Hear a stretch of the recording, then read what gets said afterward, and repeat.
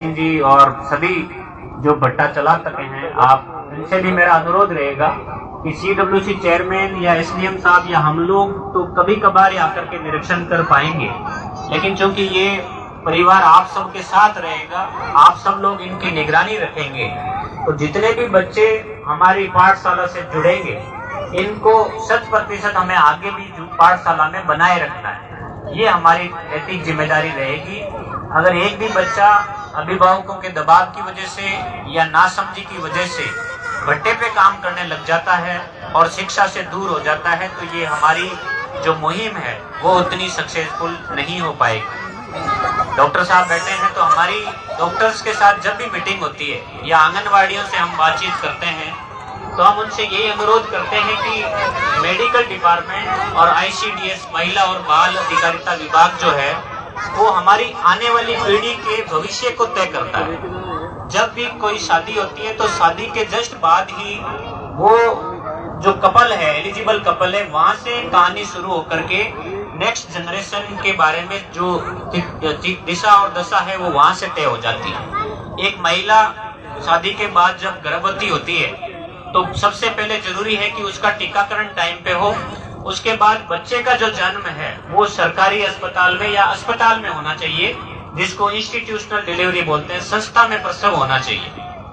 उसके बाद समय समय पर जो उस बच्चे के टीके लगते हैं, 1.5 महीने पर, 2.5 महीने पर, 3.5 महीने से लेकर 16 वर्ष की उम्र तक अलग अलग टीके लगते हैं। ये टीके सरकार हमारे बच्चों के लिए निःशुल्क लगाती है, जबकि सरकार को दूसरे देशों से या हमारे देश में बनाने के लिए करोड़ों रुपए का खर्चा आता है।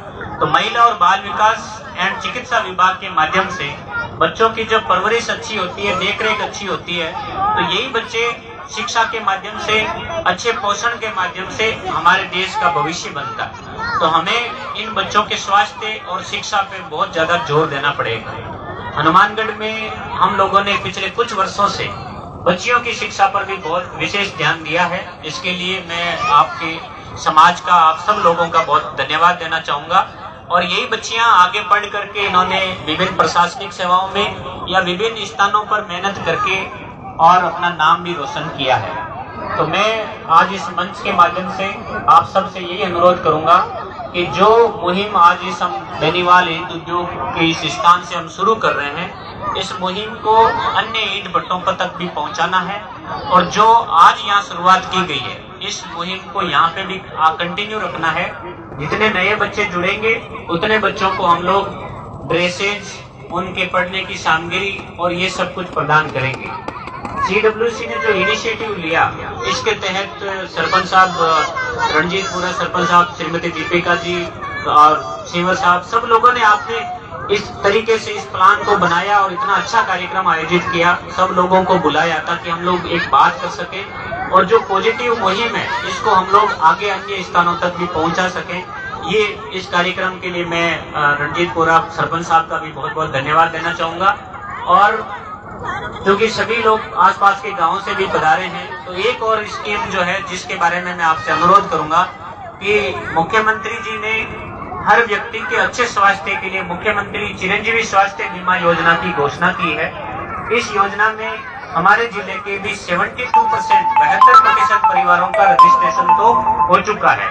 अभी भी 100 में से 28 परिवार ऐसे हैं जिनका रजिस्ट्रेशन होना शेष है। अगर हर परिवार रजिस्ट्रेशन कराता है तो उस परिवार के समस्त सदस्यों में से कोई भी व्यक्ति अगर बीमार हो जाता है तो साल भर में उसको 10 लाख रुपए तक का इलाज जो है राजस्थान के बहुत ही अच्छे अस्पतालों में निःशुल्क मिलेगा।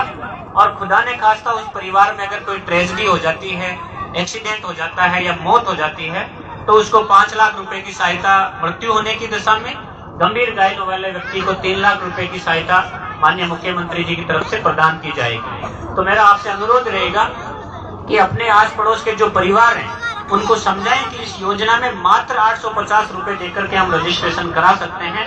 इस योजना से हमें एक भी परिवार को वंचित नहीं रखना है। कल 29 सितंबर से हमारा जिला स्तर पर राजीव गांधी ग्रामीण ओलंपिक खेलों की शुरुआत होने जा रही है। 29 अगस्त को खेल दिवस पर पूरे राजस्थान में पंचायत स्तर पर यह राजीव गांधी ग्रामीण खेल की शुरुआत हुई थी। पंचायत स्तर पर जिन खेलों टीमों ने अच्छा खेला उनका 12 सितंबर को ब्लॉक लेवल पर कार्यक्रम हुआ। ब्लॉक लेवल पर जिन खिलाड़ियों ने अच्छा खेला, अब उनका जिला स्तर पर कल से मैच शुरू होंगे। मैं आपसे ये भी अनुरोध करूंगा कि हमारे गांव के लड़के, युवा और अन्य व्यक्ति जो है नशे की तरफ बहुत तेजी से बढ़ रहे हैं, बहुत ज्यादा संख्या में नशे की प्रवृत्ति को अपना रहे हैं। लेकिन हम सबको गार्जियंस की तरह आपको ये जिम्मेदारी निभानी है कि हम लोग अपने अड़ोस पड़ोस के बच्चों को, खुद के बच्चों को नशे की तरफ नहीं जाने दें। और नशे से दूर करने के लिए हम सब लोगों को एक विशेष बात ध्यान देनी पड़ेगी कि चाहे कबड्डी, खो खो, वॉलीबॉल, कोई भी परंपरागत गेम हम किसी भी गांव में शुरू कर सकते हैं, वो हमें शुरू करवाना चाहिए। अगर बच्चे खेलेंगे, अपनी ऊर्जा लगाएंगे, अपना समय लगाएंगे, तो मैं समझता हूं कि हम लोग इस मामले में भी कुछ सकारात्मक रिजल्ट दे पाएंगे। आज के इस कार्यक्रम को बहुत ही शानदार बनाने के लिए आप सबकी उपस्थिति में, आप सबके आने पर मैं आप सबका तहे दिल से धन्यवाद देता हूं। जय हिंद, जय भारत।